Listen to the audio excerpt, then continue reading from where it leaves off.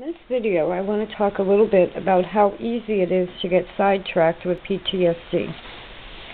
Now, on the table here, you see my travel spirograph with some of the discs. And you see some wooden eggs that I've painted. And over here, I have some color blocks. I have lots of pens. There are my ant farms.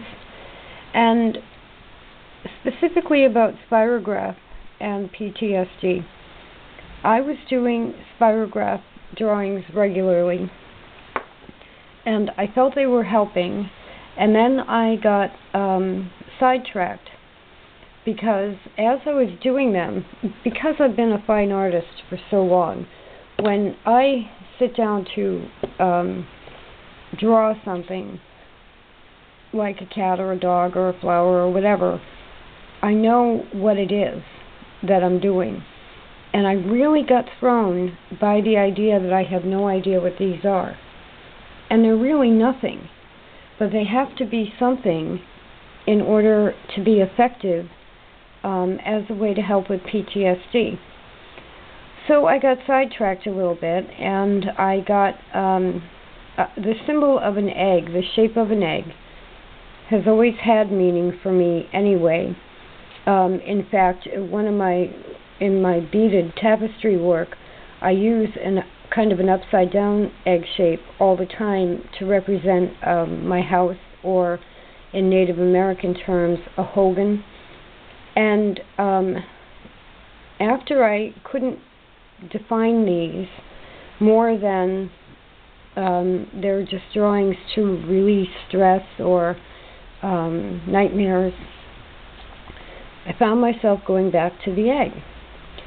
And that led me to carving, which I have done for years anyway. And what you see are, I actually have done six so far, egg shapes. But these four I then painted in a type of paint. It's called lapis lazuli, and it's the truest blue there is. It's a mineral pigment, mainly mined from Russia or European countries. I don't think we have any of it in the United States. But it's the truest blue there is. And I have some from my icon painting, so I painted these. And I thought, okay, I'm exploring the whole idea of eggs again. And I painted the four blue ones. But the whole time I was doing that, I was basing it on the four main colors that the 3x3 post-it notes came with: yellow, blue, pink, and green. And over a period of weeks now, this always, for me, seems to be earth, water, people, and plants. And so as I was carving the eggs, I found myself thinking earth, or thinking water, or thinking people, or thinking plants. And I had to cut the wood pieces down to make these eggs, and that left me with some scrap pieces that were squares. So I extended those same colors to these squares: earth, water, people, plants. I do have a couple of extras there, but I'll talk about those in a moment. And through all of this carving and painting and exploring, I then went to water. Because of the social climate, the cuts to the EPA mean a lot to me. The Dakota pipeline mean a lot to me.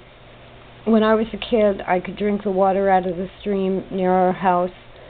You couldn't do that now without some kind of biofilter. I mean, you can't drink the water out of the streams anymore.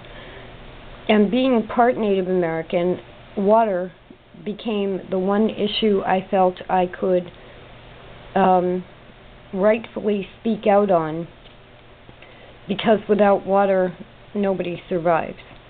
Without clean drinking water, nobody does well.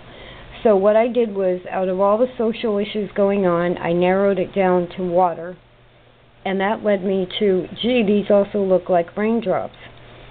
And So I went from Spirograph, which was organized, to carving eggs and painting eggs, to raindrops, and that brought me back to fine art painting in watercolor and acrylics. You would think that would be progress, and it wasn't. What it was my PTSD and non-organization running amok. I have a theme here, and I have expressed it to some extent, but it is all based on the Spirograph. And so what I started to do was move too far away from the basic Spirograph drawings. Now, as a fine artist, it's difficult for me to say, you know what, the most important thing on the table here is the Spirograph. But I'll tell you why that is. When you draw a Spirograph drawing, you are taking a pen and some wheels or shapes, and you are making a design that is based on math. You cannot influence it. You can, believe me, I've done them poorly, but that's when I'm hyper excited or hyper stressed out or something like that. But if you take a pen and put it in the hole of the wheel and make the wheel go around, you're not adding anything that can't be created. It's already been done for you, and it becomes a consistent guidepost of function. It sounds simple, but when you think about it, all of these other things that I've been doing are based on the fact that I knew I could do Spirograph drawings. And they're based on the fact that I had given definitions to the 4 colors of the paper that I could get the easiest. So now, what I'm doing is kind of a full stop with the acrylic or watercolor painting, and I'm going right back to Spirograph. And it's a little bit upsetting, but what I'm starting to do if I don't do that is pretend I don't have PTSD. And I don't feel better. If I felt better by doing all these other things randomly, then that would be one thing. But I don't feel better. I feel scattered. I feel disorganized. I'm having trouble filling out forms. So I'm not doing better. So this is a suggestion, though. If you've watched my other Spirograph videos and you've noticed that I did put the definitions of earth, water, people, plants on those 4 colors. This is what I'm doing now. So these eggs actually sit on the color blocks most of the time, and they just sit there, and they're primary color. Very few colors here. I'm dealing with a total of 6 colors, which, again, as a fine artist, is amazing to limit myself to 6 colors. But yellow, blue, red, and green. And the blue eggs, because blue, in this case, the blue was the truest blue I had, so it means truth to me. But they're just basically sitting there. Now here is how I'm using this. So I just did 4 Spirograph drawings in any color I wanted, any design. And then, as you saw, I put the eggs on there, like that. Now, in my mind, I'm kind of playing a little trick on my mind, and I am now subconsciously and consciously saying, okay, all of my thoughts on earth, good or bad, go here. All of my thoughts on water, good or bad, go here. All of my thoughts on people or life or red energy go here. And all of my thoughts on plants, trees, growing, healing, go here. And this is going to coincide with my day today. I have growing trees or plants, and planting plants is a wonderful way to stay healthy. Taking care of a plant is a wonderful way to be productive and do something that helps the planet. You can have a tiny little plant, an inch tall, a cactus from the supermarket, or a dandelion from outside, And by taking care of it, you're helping yourself and you're helping the world. So plants are a big thing. And I have 20 trees arriving. So that's also a big thing because I have to make sure that they're all, this is only April 1st today, and it's another month or so, month and a half before they can go outside all the time without protection. So I'm sure a lot of my subconscious thinking is about plants and trees and growing. But by setting this up for the day and leaving it there, subconsciously I am organizing my thoughts. I have assigned 4 colors to 4 subjects, and I'm organizing my thoughts. And so then, let's say this afternoon, I'll suddenly notice, oh wow, I still have those on there. Then I'll take my own clue from my own thinking and put them back over here, meaning I've processed enough for the day. Then what I do is I'm going to take these and glue them into a loose leaf binder on white paper. Each day gets a page of 4. And what that does for me is in the morning I do 4 drawings on those colored papers with those foundation definitions. I put the eggs on there. I kind of trick myself into organizing my thinking.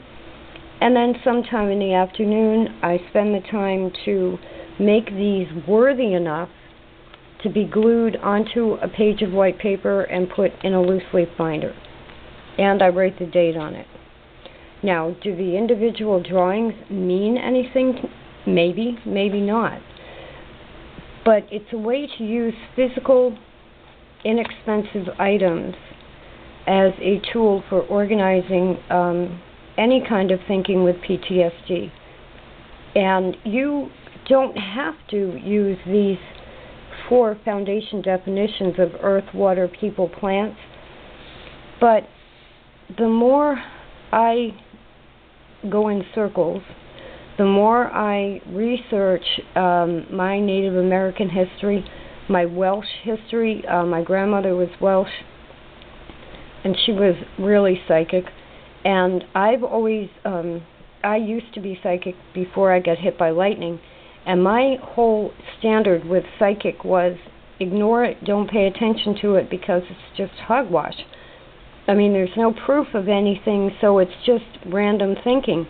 My grandmother didn't think like that, but I've always stayed away from that kind of thinking anyway, because I think it can get you in trouble.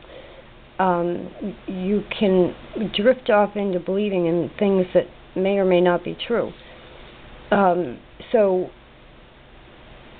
to do this type of thing and organize my thinking in this way is actually a practical way of doing it, but it's also a way to block out some aspects of nightmares are false memories or false experiences where your mind is actually processing the trauma, but it doesn't mean it's telling you the truth all the time. And that's kind of a dangerous thing to say, but I can use an example of somebody said to me that they don't think I remember things correctly. And what it is I forget things, but what I do remember, I remember exactly. Now that's my rational being. My subconscious thinking goes through all versions of a trauma before it concludes which one is true. And by staying this methodical with Spirograph and these 4 definitions, I can go all the way back to my childhood. I always had dirt around, I always had water, there were always people, and there were always plants. These 4 foundation definitions really can be a starting point, a base, a foundation to go back to. And for example, I'm still using those colors and definitions, but I'm wandering off into acrylics and watercolor. And when all of a sudden I realize, wait a minute, what am I doing? Where am I going? I can come right back to these and straighten myself out. Now, I hand carved these eggs, but you can buy wooden chicken eggs, I'm sure, on eBay or lots of places. They sell them as decorative, they sell them as wooden pieces to be painted by people. So you can find wooden eggs. And I was going to wait until a new set of paints got here to include them, but they are Liquitex Acrylic Basics. Liquitex Basics acrylic paints. And the set that I bought, which would go along with this, is the primary color set. You get yellow, blue, red, and black and white. And with just those 5 colors, well, technically you can create almost any color, but with those 5 colors, you could also paint little pieces of wood to make little places for the eggs to sit. But through my own personal wanderings here, what I found out was the next 2 colors for me, and I only go to 6 colors, and it's kind of a long story, but I have a 6-day period that I've held on to for a long time. And so 6 of something is kind of a number for me that means stability and rational and normal. So I wanted to try and use 6 colors. This one is orange, and I have these in a cup so they wouldn't roll around. This one is orange and this one is gray. And out of that primary set of paints, you can mix, well, the first 3, the yellow, blue, and the red are primary colors. Then you would mix blue and yellow together to get the green. And to get the orange, you mix the red and the yellow. And to get the gray, you can mix the black and white that comes in the set. So here are 6 colors. Those 4 that we've already talked about, and orange and gray. Now for me, orange means home. It also means a way to move forward. Like moving through the orange is moving through the everyday orange that's out there. Orange can be a wonderful color, but it can also kind of shock you sometimes. So I think it's a good color to use for like a gateway out into the world. And then the gray, for me, means going home at night. All my life, I've wanted to be home before sundown. And I go out at night, and I always drove at night and things like that. But I was doing it after dark. There's a specific line of after dark, after dinner, when you want to be in and home and safe. So I'm using gray as a lighter version of nighttime, time to go home. So if I'm having a really bad day, I may actually put the gray on each of these.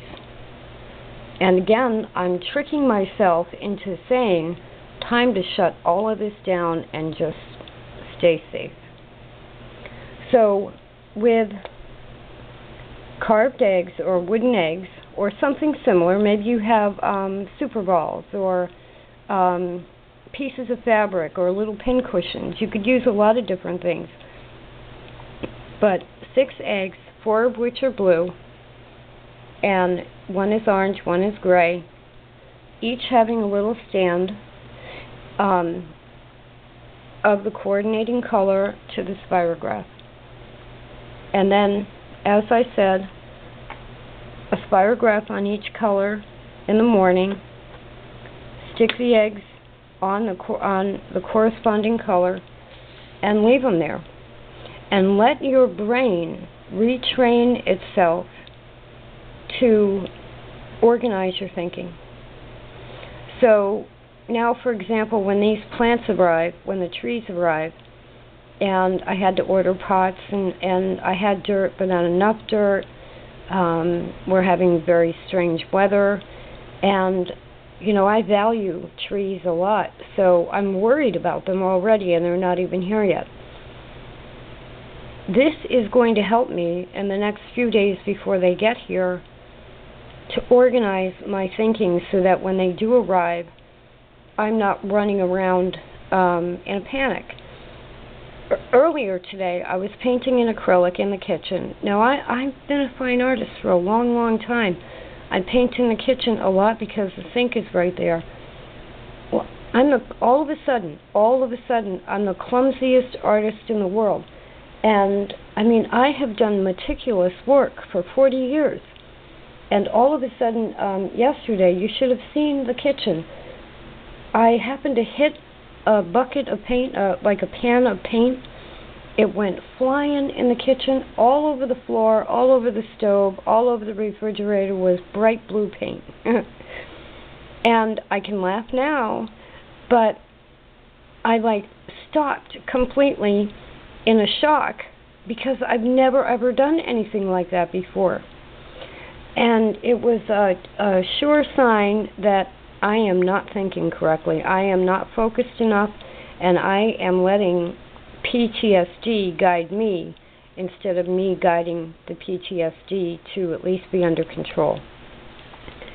So this video has been about a method that I'm using with wooden eggs, 6 colors, and the 4 colors of the Spirograph paper, any color Spirograph, but the 4 definitions of earth, water, people, plants, and the travel Spirograph, which is about $10. The Liquitex paints were about $19. This is about $10. I don't know how much wooden eggs would be or little wooden blocks. I think you can get about 12 wooden blocks for about $10. The eggs I haven't looked into because I've been a carver for a long time. But you can get small blocks of wood and then carve your own eggs, too, if you want. So the splurge, because I'm an artist and I love art materials and paints and all that kind of stuff, the splurge now is going to be pens. And these are Papermate Inkjoys. These are Bics and Flares. Very inexpensive way to encourage yourself to organize your thinking. And I'm speaking really to myself here. And one other thing I want to note are the ant farms. I have a friend and a neighbor who has severe PTSD as well. And part of her problem is she has a phobia with birds. It goes way back, it's lifelong. And it's very extreme for her. We have local hawks that hunt in the neighborhood. And I've had to go over to her house several times because the young hawks will pick her yard to be hunting in. And, you know, there'll be... One time there was like a 2-foot tall hawk sitting on her front step, and it wouldn't leave. And the poor woman was beside herself in tears because this stupid bird wouldn't leave her alone. And, you know, it's like Alfred Hitchcock and the movie The Birds for her. And so she came over the other day and wanted to know if maybe I might be interested in taking her, of all things, birds. Her husband thought it was time that she addressed the phobia and got her some birds. And she's doing very well. It's kind of the worst thing somebody can do for you is to shove your phobia in your face. She's doing very well, but she did come over and ask me if I would be interested in taking the birds. Now, I happen to have raised birds in the past, so it won't be a problem if I take them. But ever since that happened, which was a few days ago, I have started to value my ant farm more and more. Now, these are Uncle Milton gel ant farm containers with replacement gel. There's about 20 ants in each one. These, I also have a service dog, but Coco Bean is she's like a member of the family. What I use the ant farms for, among several things, but one of the reasons that I have them is that they are a pet and an aspect of caring for a pet that really doesn't take much care. Yesterday I had to clean out the top of the enclosures because they take all their waste and they make a big pile. So I had to do that. There is still care and a little bit of maintenance with an ant farm. But what they do is they add an aspect of, they add the aspect of another living being in the house without being too much trouble. And they actually help tremendously, not only with PTSD. They're practically no care. But when she came over and she said, what are you going to get when I lose the dog? Because my dog's 8 now, almost 9. And I'll probably get another dog. But my first response was, oh, I already have ants. In other words, in my mind, they are animals that need care.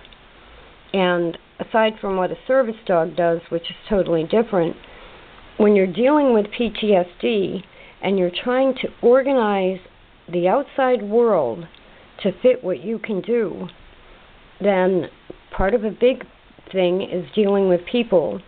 And none of these are regarding animals, but another big, both plus and sometimes negative, of PTSD is dealing with animals.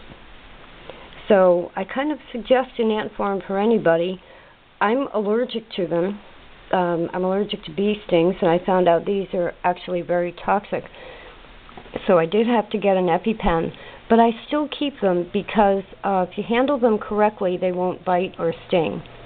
And if you are responsible enough to take care of an ant farm, even with the added idea that, gee, if they sting you, you might pass out or something, that's a layer of responsibility that you can then take and transfer to the outside world when you're dealing with people and your PTSD out in public. It helps. It's a tool. It's a fairly inexpensive tool, and they don't, you can hardly kill them. My tap water killed one group, but other than that, you can hardly kill them.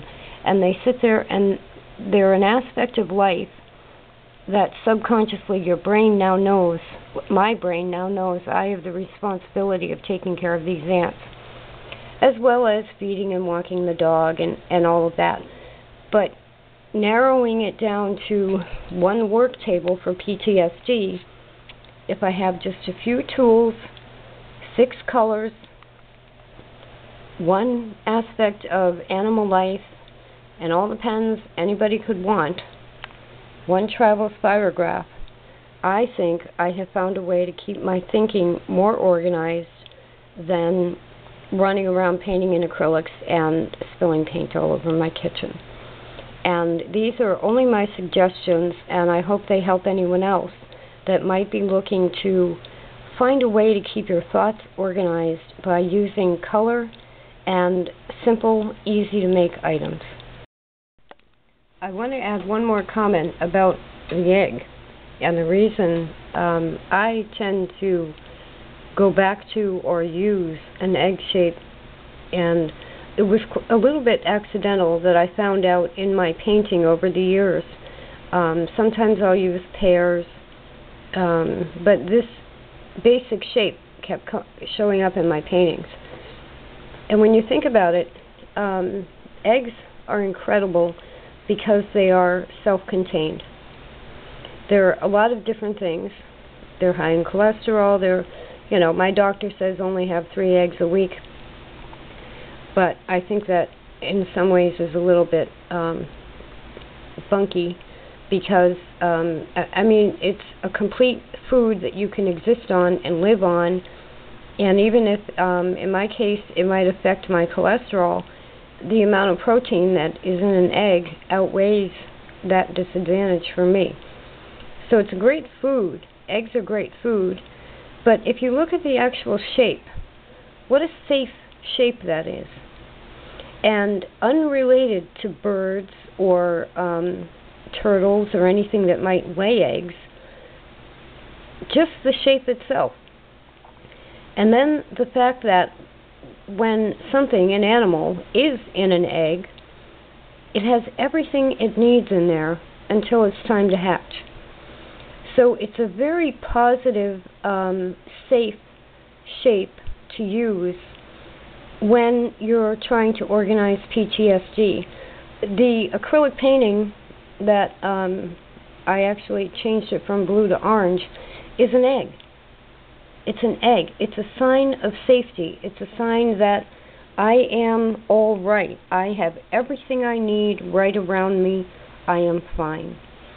So if you do think of getting some of the items here to use for, it's kind of like an extended Spirograph kit, where you have the Spirograph, which the travel one requires 3x3 post-it notes, and adding the eggs and the wooden blocks and the method I've been talking about gives you an entire safe zone. The shape of the egg is safe. There's nothing these can remind you of except kids' blocks, which are safe. You know, everything here is safe. And I do think it's a viable tool for organizing your thinking. And now that I think about it, of course I have to add, there are therapists that recommend, instead of what I go to an egg shape, there are therapists that might recommend that you think of being in the womb or go into a fetal position.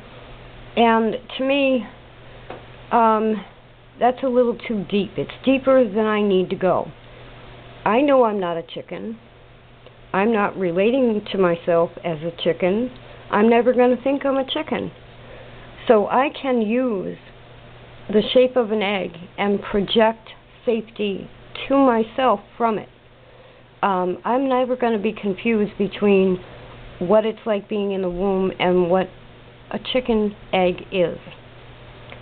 Some therapists will say perhaps it's always better to keep the identity on the human level and personal, but the alternative to a chicken egg would be, or a chicken egg shape, would be for me to have little rounder womb things, or a picture of a baby in a womb.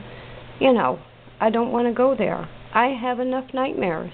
I would then start thinking about all the little children that are suffering. So for me, because I know I'm not a chicken, I'm using an egg shape.